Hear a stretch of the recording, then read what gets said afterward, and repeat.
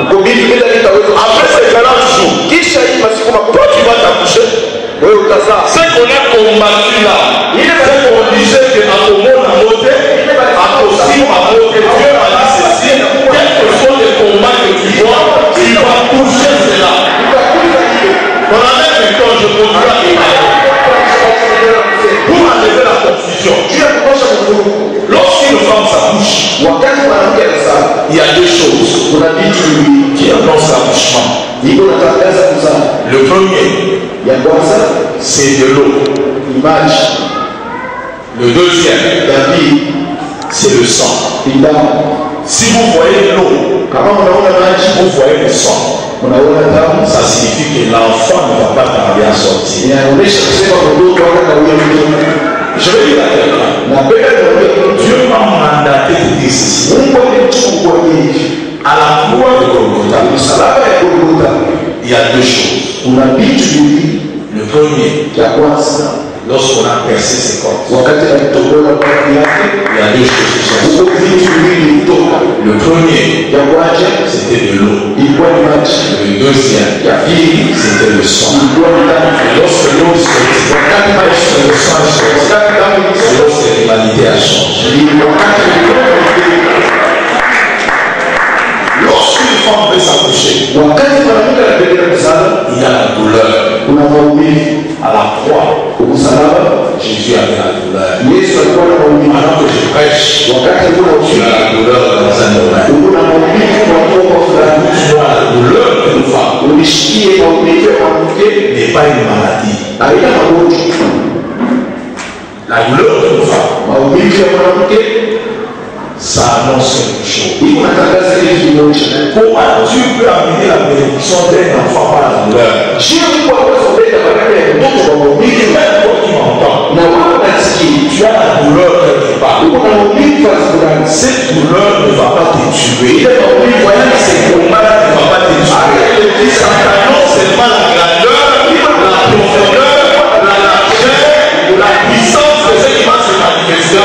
Et celui qui dit avec très bien, il y a des douleurs qui ne tuent pas. C'est pourquoi j'ai deux grands versets à dire. Le premier, dans les livres de 3 Jean. Je vais prendre ça rapidement. 3 Jean. Dis à ton voisin, tu vas t'accoucher aujourd'hui. Celui qui est venu là, il va s'accoucher maintenant. J'ai lu le premier verset. Est-ce qu'on peut s'arrêter du coup? La Bible dit ceci. C'est l'ancien Adamus bien-aimé que j'aime dans la vérité. Le verset 2 et 13. La Bible dit bien-aimé, je souhaite que tu prospères à tous égards et sois en bonne santé comme prospère l'état de ton âme. Quelqu'un peut dire à l'intérieur? Dis à ton voisin, je veux que tu prospères. Dis à ton voisin dans le présent, tu vas prospérer. Dis-lui, tu vas prospérer à tous égards. Dis-lui, tu seras en bonne santé. Est-ce qu'on peut acclamer le Seigneur? Est-ce qu'on peut t'asseoir? La Bible dit ceci. Je souhaite que tu prospères à tous égards comme prospère l'état de ton âme. Le premier mot, c'est la prospérité. Le mot prospérité signifie avancer. Le mot prospérité peut signifier encore croître, grandir, prendre de la hauteur. Et la Bible déclare la prospérité à tous égards. Que tu prospères par rapport à tes finances, tu prospères par rapport à ton ministère. Tu te crois que tu es même bien parce que ce sont des proclamations. Tu prospères par rapport à tes études. Tu prospères par rapport à tes projets. Tu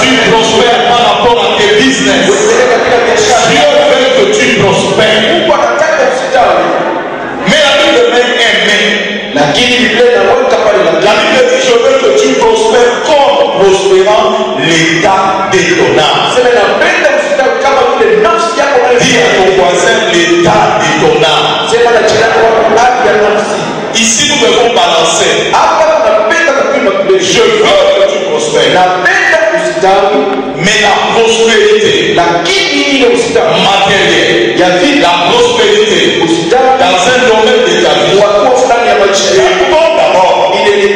et la prospérité de ton âme. Ça signifie à d'autres termes, si ton âme ne prospère pas, tu ne vas pas prospérer à tous égards. Ça signifie à d'autres termes, tu dois d'abord prospérer de l'intérieur avant de voir prospérer à l'extérieur. Et c'est ça la prospérité à la mentalité chrétienne. Dans le principe de Dieu, tu ne peux pas prospérer extérieurement si ton âme devant le Seigneur ne prospère pas. Ça signifie que ta prospérité, ta croissance, ton avancement n'est que la conséquence du mouvement de ton âme. Et là, je vais te dire que l'homme a trois parties. L'homme à l'esprit, l'homme à l'âme, et l'homme à le corps. Et pour lui, tout être soit sanctifié. Esprit, âme, et le corps. Ça signifie pour prospérer de l'intérieur. Et de l'extérieur plutôt. Il faut qu'il y ait un mouvement de l'intérieur. Jean ne parle pas de l'esprit, mais Jean parle de l'état d'âme. Personne ne peut évoluer. Croire dans la vie chrétienne, prospérer dans les choses de Dieu, si son âme, si l'état de son âme ne change pas. Le premier obstacle de la croissance, c'est l'état d'âme. Tu peux prier des années, tu peux jeûner des années. Si ton âme, c'est l'état de ton âme ne change pas, tu ne pourras pas grandir avec le Seigneur. Et c'est pourquoi tu as besoin de comprendre la réalité de l'âme avant de saisir la prospérité par rapport à ta vie. Quelqu'un peut dire très bien, Dieu veut que tu prospères. Quelqu'un qui ne prospère pas dans son intérieur, quelqu'un qui prospère lorsque son âme n'est pas transformée, lorsque son état d'âme ne change pas, sa prospérité ne reflète jamais la gloire de Dieu. Et je vais dire à quelqu'un qui m'entend, Dieu ne te bénira jamais au-delà de ta spiritualité. La mesure de ta spiritualité détermine la mesure de ta bénédiction et de ta restauration. Et c'est pourquoi aujourd'hui c'est l'anniversaire de ma fille. Et si ma fille me dit papa, si tu m'aimes réellement, donne-moi ta voiture, je veux conduire. Simplement je saurai que tu m'aimes. Je pose la question à l'église, même si je l'aime, est-ce que je lui donnerai la clé, je vais la dire roule la voiture? Pourquoi je ne donnerai pas la clé pour rouler la voiture? Même si elle pleure, même si elle se jette par terre, je ne la donnerai pas la clé, parce que son âge ne correspond pas à ce qu'elle me demande. Sinon je vais l'exposer, la tuer. Il y a des bénédictions que Dieu ne peut pas te donner si tu ne grandis pas spirituellement. Même si tu pleures le matin, même si tu pleures le soir, Dieu ne le verra pas, parce que Dieu pèse ta spiritualité. Si c'est pas avec $1000, ta démarche commence déjà à changer. Lorsque tu regardes les grandes personnes, tu changes même de langage. Lorsque tu regardes vos conducteurs, tu changes même de démarche. Pour $1000, Dieu ne te donnera jamais $10 000. Tu vas te retrouver dans la rue.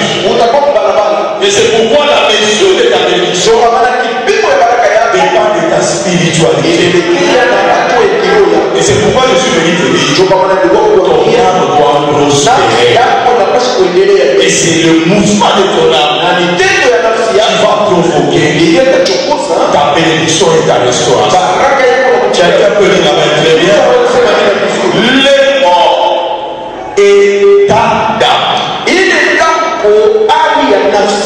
égale le mot caractère. Il signifie encore le mot comportement. État d'âme, caractère, comportement. Ça signifie en d'autres termes le mot état d'âme, le mot comportement, le mot caractère vient de la racine en hébreu qui signifie derek. Et derek signifie aussi destiné. Ça signifie en d'autres termes la destinée, ton caractère ont la même racine en hébreu. Ça signifie en d'autres termes tu ne peux pas accéder à ta destinée si ton état d'âme, si ton caractère ne correspond pas à ta destinée. Ça signifie en d'autres termes ta destinée signifie encore une direction. Ça signifie en d'autres termes à partir de ton état d'âme tu vas déterminer ta direction. Et je veux dire à celui qui m'entend, le diable ne changera jamais ta destinée. Il ne peut jamais changer ce que le Seigneur a écrit dans ta vie. Et il faudrait dire à quelqu'un qui m'entend, la Bible dit ceci: je connais le projet que j'ai formé sur toi. C'est un projet de bonheur et non de malheur, afin de te donner de l'espérance et de l'avenir. Ça signifie en d'autres termes tout ce que Dieu a écrit sur toi, Satan ne peut pas le changer. Mais Satan peut te changer la direction lorsqu'il agit sur ton comportement, lorsqu'il bloque le changement au niveau de ton âme. Il peut changer ta destinée et il peut changer ta direction. C'est pourquoi la prospérité de ton âme détermine même ta destinée. Dis à ton voisin, ton avenir dépend de ton état d'âme. Et Jérémie dit, je connais le projet. Je ferai ce toi. Parce que toi, tu ne connais pas le projet. Moi, l'Éternel, je connais le projet. C'est un projet de bonheur. Ça signifie que ce n'est pas un projet de malheur. Ce projet-là te donnera de l'espérance. Et ce projet-là te donnera de l'avenir. Et la Bible continue en disant, tu iras, tu m'invoqueras, je te répondrai, tu me chercheras, tu me trouveras. Si tu me cherches de tout ton cœur, une autre version, de tout ton âme. Ça signifie en d'autres termes la démarche de pouvoir me trouver, de ne pas trouver le projet, mais de me trouver d'abord, et puis de trouver le projet, et pas de la démarche de ton cœur. Ça signifie le tas de ton cœur détermine ma rencontre avec toi. Et c'est pourquoi la Bible dit David était l'homme selon le cœur de Dieu. Et ton cœur, ton âme, son état détermine ta prospérité. Tu peux prier, tu peux jeûner, tu peux venir à l'église. Si ton état d'âme change, à la fin, tu ne verras pas une prospérité extérieure. Il s'agit de faire un montrer ainsi ton âme est stratégique. C'est ta privilégie par rapport à ta vie. La manière dont tu gères ton âme détermine ta croissance. C'est pourquoi j'insiste à ce niveau. En vous donnant un texte, c'est beaucoup plus facile dans Ézéchiel. Je veux que tu lis ça avec moi. Tu peux rester assis, je vais donner juste avec moi. Ézéchiel 7, je veux que tu me suives très bien. Il y a 4 choses que tu dois faire dans ta vie pour déclencher ta croissance. Et je parle de l'état là. La Bible dit dans Ézéchiel 16 ceci.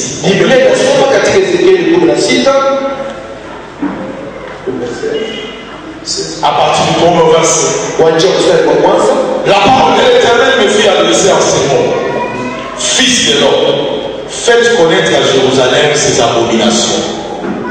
Jérusalem, je veux que tu le pénètres très bien, ça signifie la ville où Dieu a choisi d'habiter. Jérusalem, il n'a pas voulu habiter à Bethel, il n'a pas voulu habiter à Samarie, il a dit, je vais habiter à Jérusalem. Ça signifie Jérusalem. Aujourd'hui, c'est toi et moi. La Bible dit que tu es le temple du Saint-Esprit. Ça signifie que toi, Dieu habite en toi. Mais Dieu dit, montre-lui ses abominations. Il est Jérusalem. Il est Jérusalem. Mais montrez-la ses abominations. Et le verset qui suit dit ceci. Tu diras, ainsi parle le Seigneur, l'Éternel à Jérusalem. Par ton origine, et à ta naissance, tu es du pays de Canaan. Ton père était Amoréen. Ta mère est une Estienne. À ta naissance, au jour où tu es où tu l'enquilles, ton cordon ombilical n'a pas été coupé. Tu n'as pas été lavé dans l'eau pour être purifié. Tu n'as pas été frotté avec du sel. Et tu n'as pas été enveloppé dans les larmes. J'essaie d'expliquer à ce niveau-là. Quelle est l'abomination de Jérusalem? Par tes origines, tu es du pays de Canaan. Canaan, c'est le pays de l'idolâtrie. Ton père était un Amoréen. Ta mère était une Estienne. Un Amoréen, une Estienne. Ce sont des nations que Dieu a ordonné à Moïse et à Josué de chasser sous la terre promise. Et le pays de Canaan, c'est le pays d'Israël devait prendre possession. Parce que c'est un pays là où il y avait l'idolâtrie. Ça signifie par tes origines, par ton père, par ta mère, par tes grands-parents, il n'y a eu rien de Dieu. Il n'y a eu que l'idolâtrie, il n'y a eu que la sorcellerie, il n'y a eu que la magie, il n'y a eu que toutes ces choses-là, il n'y a eu que le fétichisme, il n'y a eu que l'idolâtrie. Qui est à Jérusalem? Et Jérusalem, mais par ses origines, je vois une abomination. Et quelle est l'abomination? À sa naissance, il y a des choses qui n'ont pas été faites. La première des choses qui n'a pas été faite à sa naissance. La première des choses qui complique sa croissance, qui l'empêche de bien grandir. La première des choses, les cordons ombilicaux n'a pas été. Ça signifie que lorsqu'une maman accouche l'enfant et que tu es médecin, tu ne coupes pas les cordons ombilicaux. Ça signifie là où la maman va, elle est en train de tirer son bébé. Si la maman va à gauche, le cordon tire le bébé à droite. Si elle va là-bas, c'est pourquoi il y a des gens, toute leur vie, c'est une histoire de leurs parents. S'ils ont divorcé, ils divorcent aussi. S'ils ont eu des problèmes, ils ont aussi des problèmes. S'ils ont perdu des enfants, ils ont perdu aussi des enfants. S'ils ont eu des complications, ils ont les mêmes complications. S'ils avaient des problèmes du cœur, des problèmes de tension, ils ne finissent pas d'avoir ces problèmes. S'ils sont morts avant, et aussi à cet âge-là, ils meurent avant. Parce qu'à leur naissance, le cordon ombilical n'a pas été ouvert et toute leur vie est influencée par ce que leurs parents ont connu. C'est pourquoi ce soir, Dieu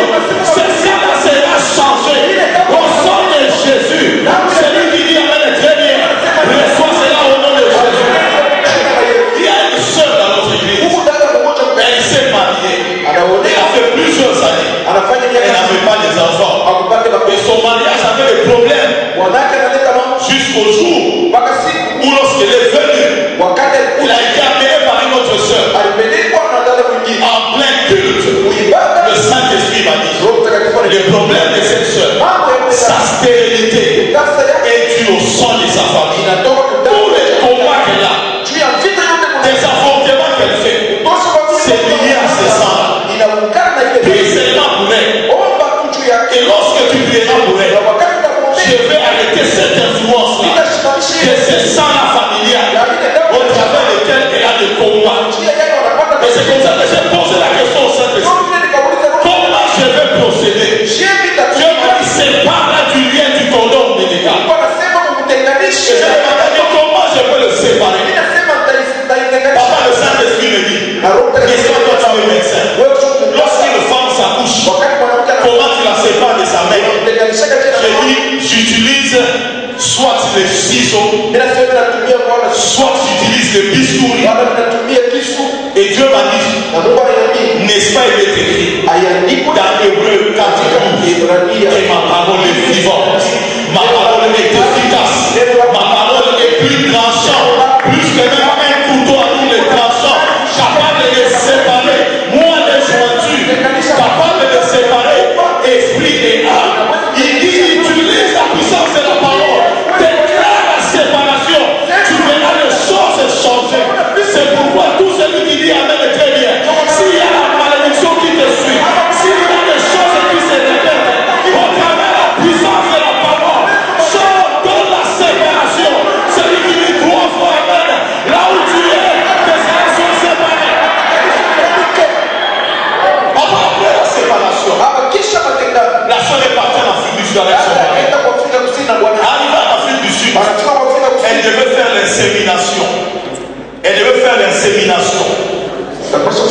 Insémination, ça signifie que faire une fécondation in vitro. Ça se fait dehors et on met.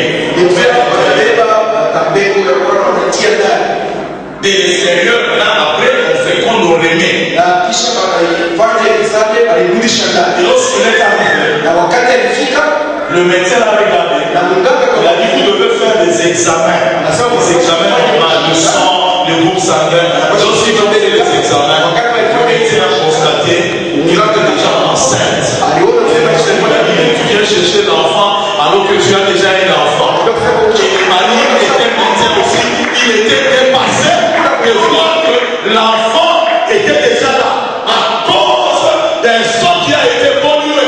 Je suis venu dire à quelqu'un, le sang là qui t'amène des problèmes, qui t'amène des célibats, qui t'amène des problèmes dans ton travail, ces sangs-là soient changés au travers du sang de Jésus. Et celui qui dit amen est très bien, reçois cela au nom de Jésus. Le sang c'est un mystère. Même les scientifiques n'ont jamais fabriqué le sang. Parce que le sang c'est la vie. Ils peuvent fabriquer le cœur en plastique, mais ils n'ont jamais su fabriquer le sang. Parce que le sang, c'est le sceau de Dieu dans la vie des hommes.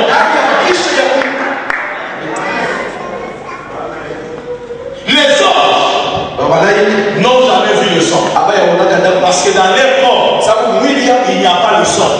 Et la première fois qu'ils ont vu le sang, c'est lorsque Caïn a tué Abel. Le premier sang coulé. Et les anges étaient étonnés de voir ce qui a mené la vie de l'homme. Et la vie de l'homme est dans le sang. Et la Bible dit, l'âme de toute chair est dans le sang. Ça signifie à notre terre, je veux que tu prospères à tous égards, dans tous les domaines de ta vie. Comme on prospère l'état de ton âme. Mais ton âme se trouve où? Ton âme se trouve dans le sang. Ça signifie à notre terre, les types de sang que tu as reçus oppressent ton âme.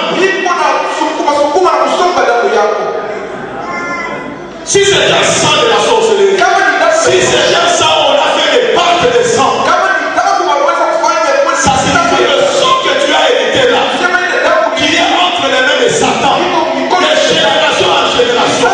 Lorsque tu nais dans cette famille, ton sang est entre les mains du diable. Ça signifie si tu as le sang de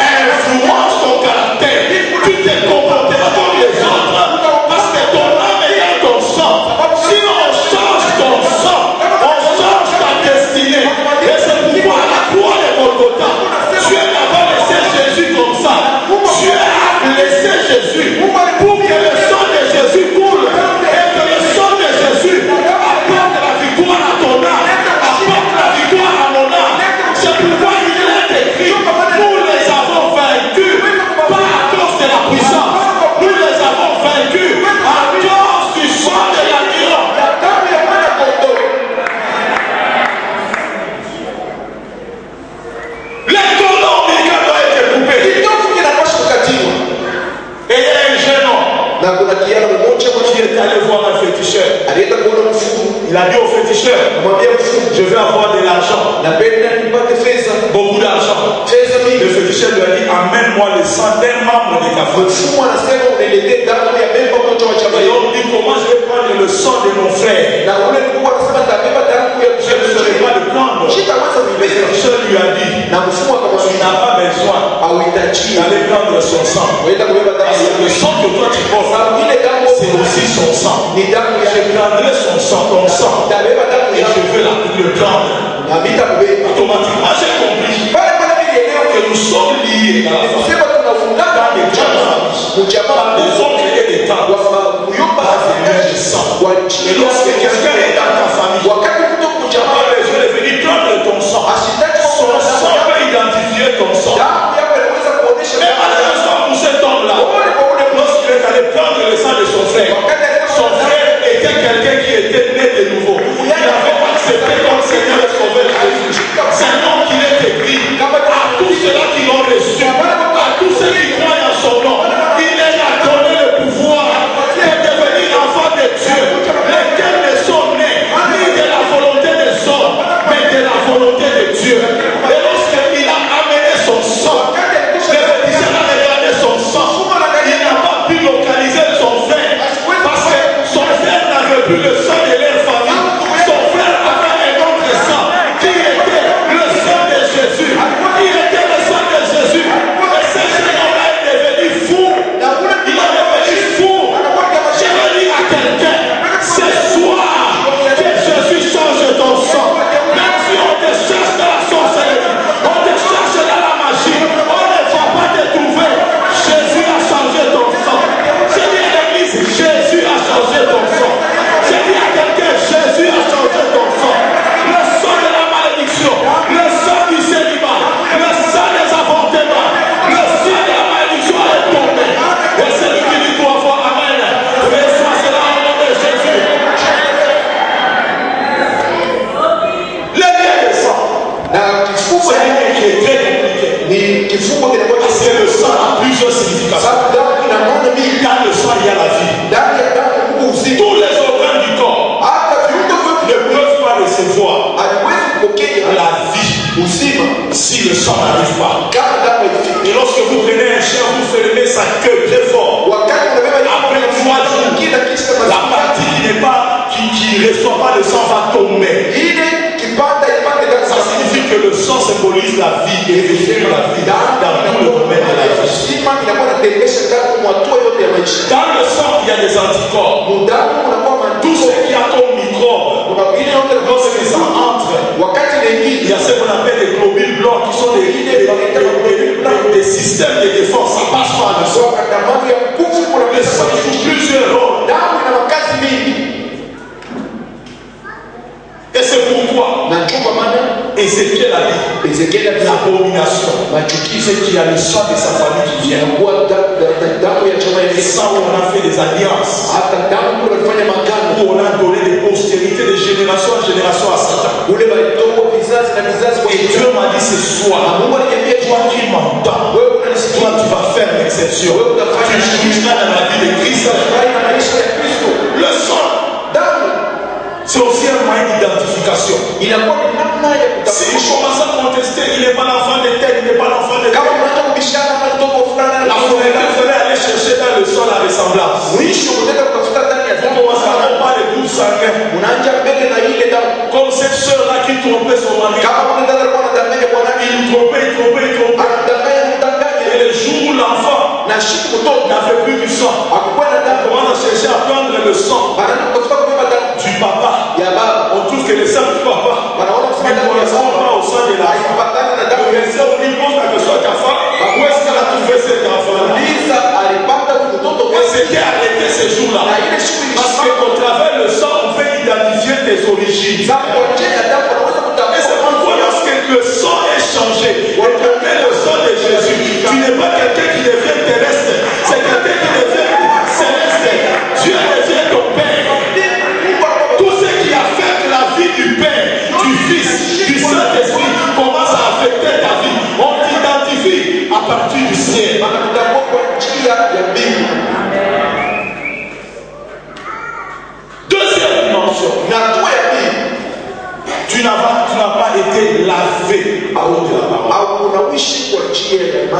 Non, tu n'as pas été lavé. Après qu'on a coupé le cordon, tu n'as pas été lavé. Et puis on continue, on dit tu n'as pas été scellé. La troisième des choses. Il n'y avait pas de sel. L'eau symbolise la parole de Dieu. Le sel symbolise le Saint-Esprit. C'est pourquoi on dit que nous sommes les sels de la terre. C'est pourquoi Élisée a mis le sel dans la rivière pour purifier la rivière. Le sel empêche la putréfaction. Lorsque tu achètes des bitoyos là, ça ne pourrit pas parce qu'on met le sel. Ça signifie, le cordon n'était pas coupé. Deux, il n'a pas été lavé. Et à l'homme de la parole, et toi, tu n'as pas été salé. Et quatre, tu n'as pas été mis dans le linge. Lorsque tu lis le verset qui suit, le verset qui suit dit ceci. Le verset 5. Dieu n'a porté pour toi un regard de pitié pour te faire une seule de ces choses. Écoute ce que la Bible dit. Par compassion pour toi. Dieu dit par compassion pour toi.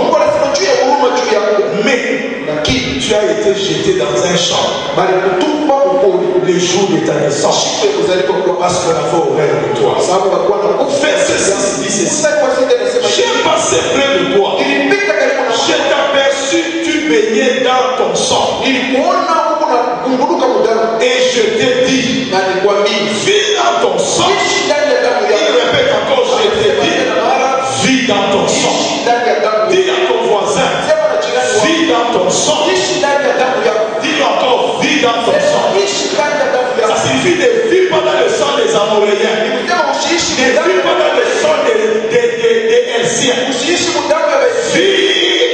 dans ton sang. Donc même si je peux te donner ce message, retiens seulement ce que je dis. Vis dans ton sang. Ne vis plus dans le sang de la malédiction de ta famille. Dans le sang de tous ceux qui ont de ta famille. Vis dans le sang que Jésus, à la croix de Golgotha, il a versé pour toi. Vis dans ton sang. Le sang de Jésus. Et le verset qui continue à dire. Verset 7. Je t'ai multiplié par 10 milliers. Comme des herbes de champ. Et tu pris de la croissance. Tu grandis. Et tu deviens d'une beauté parfaite. Il y a un effort. Je t'ai multiplié. Deux, tu donnes de la croissance. Trois, tu grandis. Et enfin, tu deviens d'une beauté parfaite. Et je veux dire à quelqu'un qui m'entend, tu dois te multiplier. C'est la l'élément que je te donne. Ton amen est tort. Parce que le diable te regarde. Amen signifie ainsi soit-il. Lorsque tu proclames cela, tu le verras. Amen, c'est un acte de foi. Parce que le mot amen vient de la racine aman. Et la racine aman vient de la racine émet. Ça signifie que amen vient de la racine aman. Et aman dit sa racine de émet. Et émet signifie la vérité. Ça signifie lorsqu'on dit amen, amen. Jésus lui dit en vérité, je vous le dis. Ça signifie c'est quelque chose d'incontestable. Et c'est pourquoi c'est lui qui dit amen maintenant là. C'est lui qui dit amen pendant que je pêche. C'est lui qui dit amen très fort. Que Dieu te multiplie, que tu grandisses, que tu croisses et que tu aies une beauté parfaite. Et la Bible continue en disant, tes seins s'est formé et ta chevelure s'est développée. tu es saint. Ça signifie ici, Jérusalem, ce n'était pas un homme. Ça signifie que Jérusalem était une femme. Donc Dieu s'adressait aux souhaits d'une femme. Or, lorsque la Bible parle d'une femme, la Bible parle de l'Église. Parce que l'Église est l'épouse de Christ et Jésus est l'époux. Ça signifie que Jésus dit ceci. On n'a pas fait les quatre choses. On n'a pas coupé le cordon ombilical. On ne t'a pas lavé avec l'eau de la parole. On ne t'a pas salé. On ne t'a pas enveloppé dans les linges. Mais on t'a jeté. Personne n'a fait ces quatre choses. Mais il dit, moi j'ai passé à côté de toi. Je t'ai vu baigner dans ton sang. Et je t'ai dit, vis dans ton sang. Vis dans ton sang. Et Jésus dit encore, je t'ai multiplié par milliers. Je t'ai multiplié par milliers. Comme l'herbe de champ, tu as pris de la croissance. Tu es devenu une femme. Et les saints se sont développés. Ça signifie qu'on parle de l'église. Une église que le Seigneur va couper les liens. Une église que le Seigneur va nettoyer. Une église que le Seigneur va nourrir. Une église que le Seigneur va changer la condition. Et c'est pourquoi Dieu m'a dit, lorsque tu seras à la chair, dites-leur ceci. Dans les jours qui viennent ici, cette église ne sera pas telle qu'il le voit ici. L'église ici va tomber. L'église ici va tomber. L'église va nettoyer. Elle va tomber. Vous allez chercher la place dans cette église ici. Je croyais que l'église avait très bien. Je croyais que l'église avait très bien. Papa, le Seigneur m'a dit ceci. Tu as été soutenu financièrement. Même pas de son. Cette fois-ci, Dieu m'a dit que donne une génération de filles. Des jeunes filles qu'on appelle Esther. Qui vont amener l'argent sur cet hôtel ici. Cet hôtel ici. Je croyais que les jeunes filles vont dire amen. Je croyais que vous direz amen. Dieu m'a dit que vous ne serez pas des prostituées. On ne va pas vous engrosser. Dieu m'a dit que vous allez briller comme des Esther. Comme des Esther. Je vous dis la vérité. Même des servantes qui ont brillé dans cette église. Dieu va les faire briller. Je croyais qu'il disait amen très bien. Pendant que je prêche ici, je vois un nom là. Je vois M-W-E-M-A. J'ai vu, on a écrit Moema. Il y a Moema ici. Je te vois en gauche des avocats. Je ne sais pas ce que tu as fait dans ta vie. Tu es avocate. Dieu m'a dit ceci. Tu es parmi les personnes que j'ai dit qui avaient des pierres précieuses et qui venaient de déposer ici à la chair.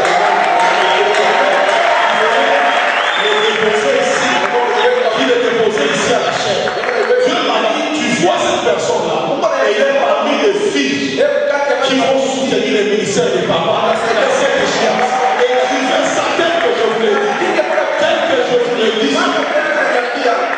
Tel que je vous l'ai dit. Et dès qu'il y a des échantillons, parmi d'autres filles qui sont ici.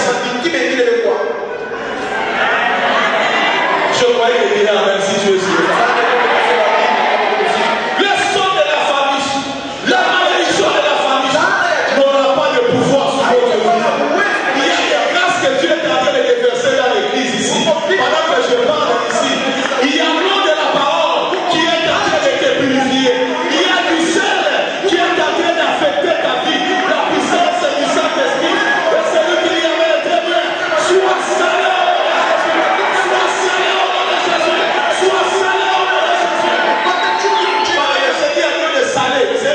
Quelqu'un ici. Le frère qui a chanté Siné, Dieu me montre, on te donne un ordinateur en or. Je ne sais pas ce que tu fais. Tu es informaticien. Tu fais quoi? Tu as fait l'informatique. Dieu me dit ceci. Dans une main, il y a un ordinateur en or.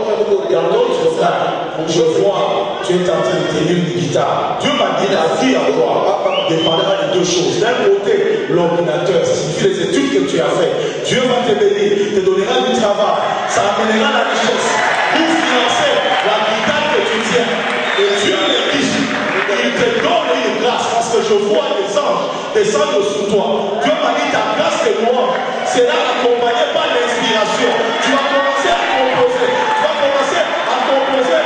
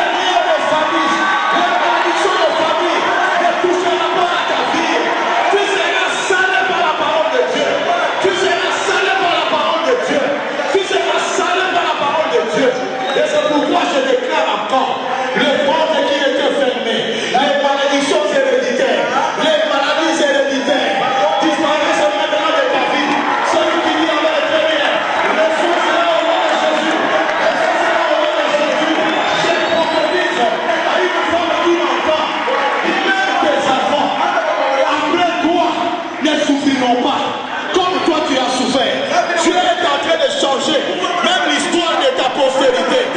Tes enfants à toi ne seront pas des voyous avec des pantalons ici et avec des histoires comme ça. La Bible déclare, je bénirai le fruit de tes entrailles. Je te prophétise, tes enfants à toi seront des ingénieurs. Tes enfants à toi seront des médecins. Tes enfants à toi seront des grands enseignants.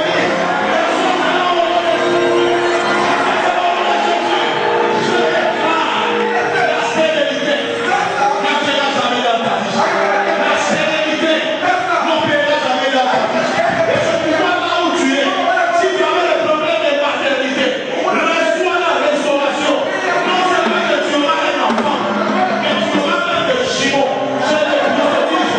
Je le prophétise. Je le prophétise. Je le prophétise. Je le prophétise. Je le prophétise. La Bible dit, nous ne devons pas nous faire des représentations de Dieu. De fidélité, et tu verras la fidélité de Dieu. Laisse Dieu changer la fondation de ta vie. Pendant que moi je prêche ici, je ne sais pas ce qu'il y a dans vos cœurs. Mais si je commence à prêcher, vous aurez l'impression que je parle de ce qu'il y a dans votre cœur. Si vous me posez la question, est-ce que tu connais ce qu'il y a dans vos cœurs? Je dis je ne connais pas. Mais la parole que vous entendez peut commencer à vous juger par rapport à ce qu'il y a caché dans votre cœur. C'est pourquoi la parole juge. Même si moi je ne te juge pas, la parole que je prêche peut te juger. Est-ce que vous m'entendez très bien? C'est pourquoi lorsqu'on prêche, les gens peuvent être dans la joie. Lorsqu'on prêche, les gens peuvent se fâcher. Lorsqu'on prêche, les gens peuvent crier. Mais nous qui prêchons, nous sommes étonnés de ce qu'à tel endroit quelqu'un dit Amen. À tel endroit quelqu'un s'était. À un autre endroit l'autre voisin dit Amen. La même parole que nous prêchons, les gens réagissent parce qu'elles jugent ce qu'il y a dans le cœur des gens. Alors il y a combien de qualités de la parole? 5 qualités de la parole. Le 5 qualités de la parole que vous voyez, c'est le miracle que Jésus a fait. Lorsque les gens étaient fatigués, ils avaient faim. Jésus a pris 5 pains, il les a donnés. C'est un peuple qui vivait dans le désert. C'est un peuple qui n'avait pas la nourriture. Lorsqu'ils avaient besoin de manger, Jésus a donné à l'humanité 5 pains. Il n'a pas donné 6 pains, mais il a donné 5 pains. Parce que chaque qualité de la parole de Dieu, c'est un pain. Dis Amen très bien. Un pain qui donne la vie. Un pain qui est efficace. Un pain qui est l'épée. Un pain qui est pénétrante. Un pain qui juge.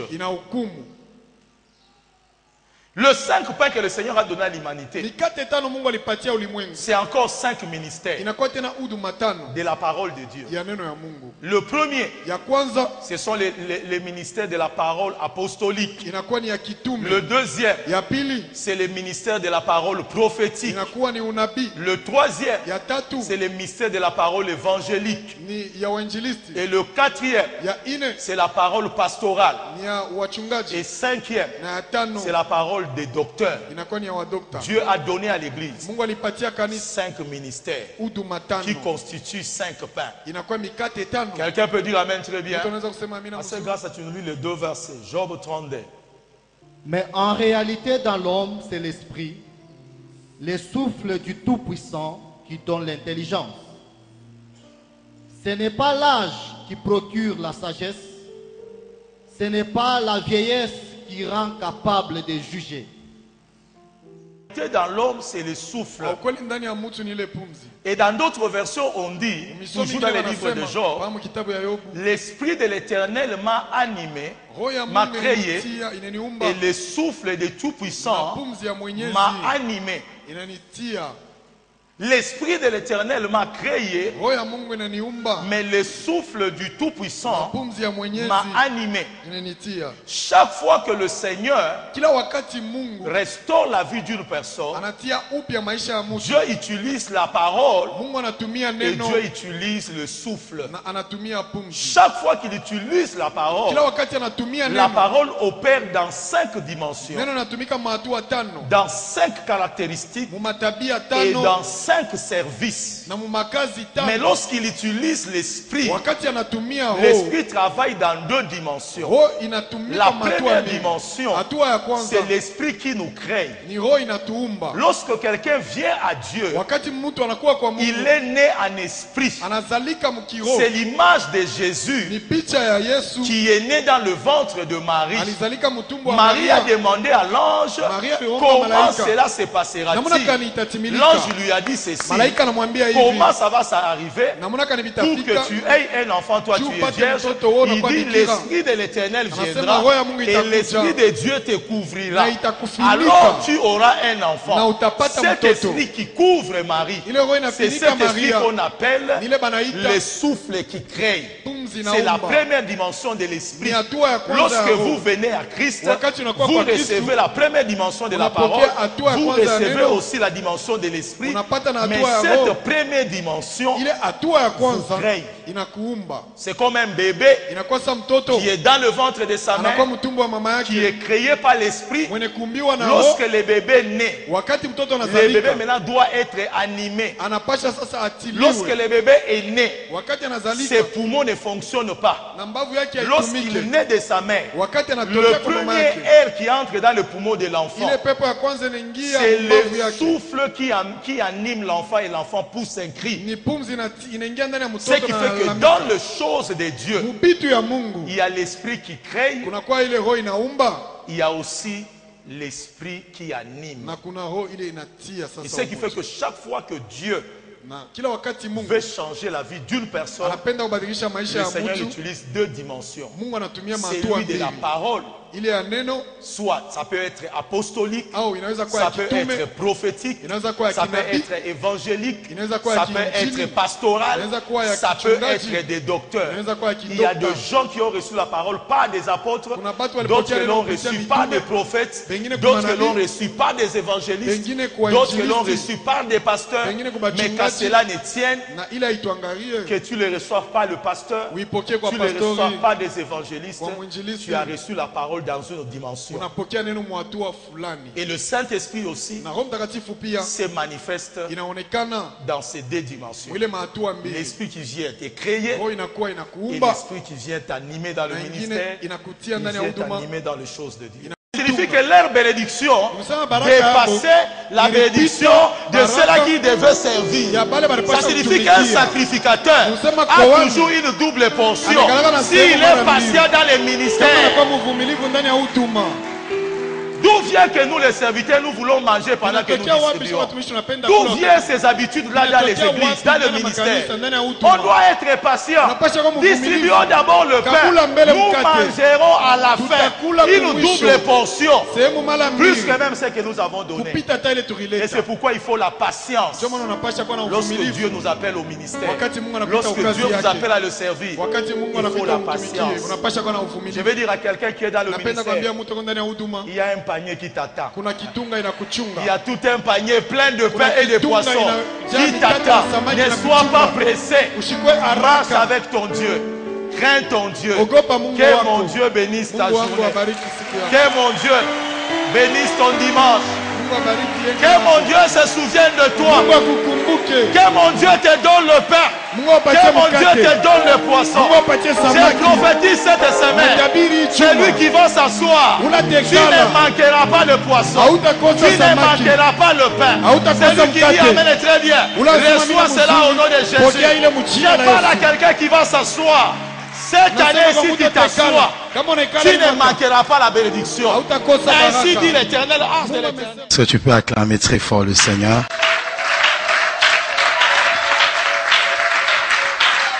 C'est un grand roi. Nous devons l'acclamer debout. Il est au-dessus de tous les dieux. Merci Saint-Esprit de Dieu. niveau spirituel à combat dans le matin. Au comment on a au solana nzambe apesa ko ba secret à conseil na ye le yo lali dans cet esprit jure et condition à conseil ya nzambe la nzambe ya vandaki auto ba décision sur la terre yo vandi esprit na yo eza na kati ya réunion ya nzambe na tokola olamuki obela révélation na makambo de salama lui on est là au surprendre yoke parce que la bouture olimba nzamba lobela kio ndio takola na tongo aya mabobu na yoso mona ke la butu yaza kochoke wana yoso lebaki osima divana yo wana bakana pe osambeli yaza kokota le bia boma.